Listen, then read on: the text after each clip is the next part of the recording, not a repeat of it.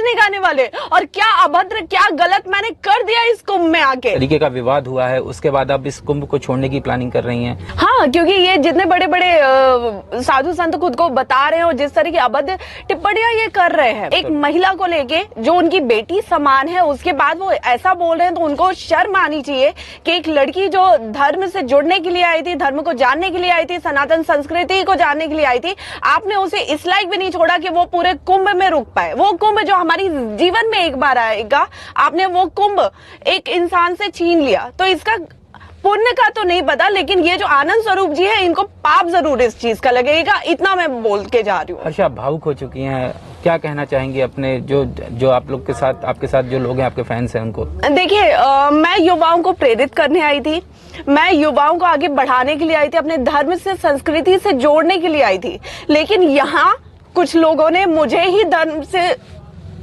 जोड़ने का मौका नहीं दिया, संस्कृति में रमने का मौका नहीं दिया। तो जब मुझसे ही आपने वो मौका छीन लिया, तो कहीं ना कहीं आपने पूरे युवाओं से ये मौका छीना है। कहीं ना कहीं आपने पूरे युवाओं को अपने धर्म और संस्कृति से दूर रहने का वो कर दिया है कि जो अगर पाश्चात्य में कभी था तो उसे कोई हक नहीं है कि वो अब धर्म की बात करे। क्यों? किसने दिया आपको ये हक? अगर आप मॉडल है, नाचने गाने वाले, कहाँ नाचने गाने वाले, और क्या अभद्र क्या गलत मैंने कर दिया इस कुंभ में आके? हम एक मॉडल से बात कर रहे हैं, एक संत से बात कर रहे हैं, या एक सोशल मीडिया इन्फ्लुएंसर से बात कर रहे हैं? संत अपने आप में बहुत बड़ी पदवी है, तो प्लीज आप मुझे ये टैग बिल्कुल मत दीजिए, मैं अभी उसके लायक नहीं हूँ। और दूसरी चीज, मैं मॉडल कभी नहीं थी, तो मैं मॉडल का टैग भी बिल्कुल एक्सेप्ट नहीं कर सकती।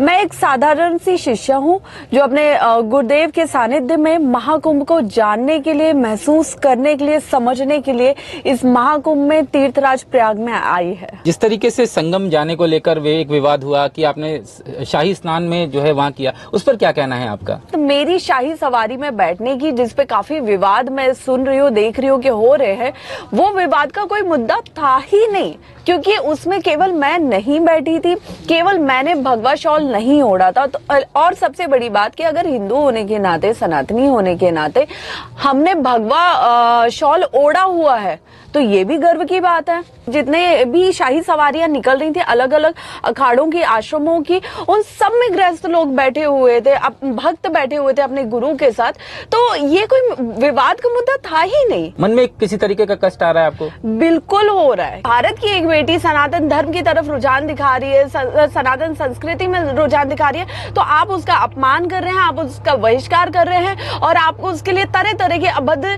टिप्पणी कर रहे हैं। आप सोचिए कि मुझे दुख नहीं होगी, तकलीफ नहीं होगी, तो क्या होगा?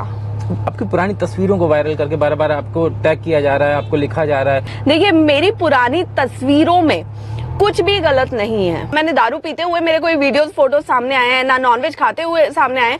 सिर्फ कपड़ों को लेके इतनी टिप्पणी क्यों की जा रही है? अगर कपड़ों से ही हर इंसान का चरित्र तय होता है, तो फिर हमारे धर्म में अभी हम जो पूरे महाकुंभ में देख रहे हैं, वहां पे तो नागा साधु भी है। आनंद स्वरूप महाराज ने आपको लेकर एक अभद्र टिप्पणियां की हैं, और वो काफी ज्यादा लोगों की तरफ से उसको ट्रोल भी किया जा रहा है, तो आपका क्या कहना है इस पूरे मामले में? आनंद स्वरूप जी के स्टेटमेंट पे हंसी भी आ रही है, क्योंकि हम तब किसी पे उंगली उठाने लायक होते हैं जब हम खुद में सही होते हैं। वो खुद को संत बताते हैं, वो खुद को लाइक तपस्वी बताते हैं, जो भी बताते हैं, लेकिन उनकी खुद की एक फैमिली है जिसको वो कभी किसी के सामने नहीं लाते। उनकी बीवी है, उनके बच्चे हैं, वो किसी को नहीं बताते हैं उसके बारे में। अभी कुंभ में रहना चाहती हैं या नहीं रहना चाहती, या कैसा आपका क्या सोचना है इस पूरे मामले में? इस कॉटेज में रह के, इस रूम में रह के ये फील हो रहा है जैसे मैंने कोई बहुत बड़ा गुनाह कर दिया, जबकि मेरी कोई गलती नहीं है, लेकिन फिर भी मुझे इस तरह से टारगेट कर रहे हैं।